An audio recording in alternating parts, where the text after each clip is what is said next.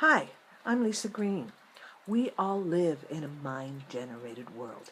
It is very much like the movie The Matrix. We are being fed who we are, the story of us. And none of it's real. None of it's true. But we're so busy trying to go past the story and be the story, we miss what the truth really is, who we are underneath it, the peace that we so crave. Where does this come from? Our thinking. We follow our thinking consistently. A thought comes in, we follow it. We actually believe our thinking when it tells us this is who you are, this is how you react, this is what you do with that. And so we run around, believing our mind is everything when it's nothing. It's a computer program that is very faulty and has a lot of viruses and is no good for most of us. And where does our thinking come from? It comes from our conditioning.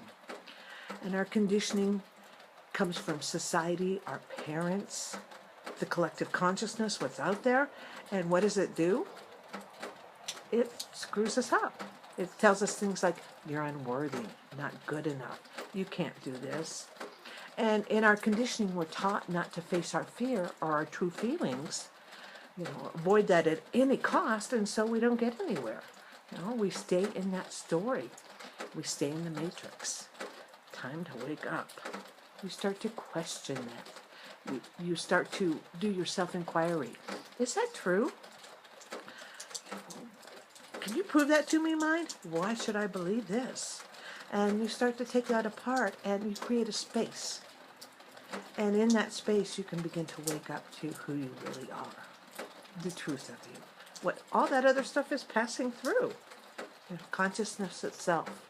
You are not a person of lack. You are not unworthy. You are not shameful. You are not, the world does not revolve around you. I mean, we're conditioned in many different ways. We have many different belief systems, and we all do it in a very unique way. No two are ever the same because of where we grew up, what got programmed in there. But time to stop following your mind. It's time to stop believing your mind and believe what's inside, underneath the mind. The mind has no idea that there's anything else. It believes you are the program because it is a program. Your computer, that's all there is the information that was put in there. And that guides everything in your computer. Well, often it's faulty, just as most of our conditioning is. And you don't have to live with that anymore. Start to question. One of the best tools I teach people is to watch that thinking. Because what's in the way of who you really are? Your thinking. It's busy saying you're this, you do this, come on, follow this.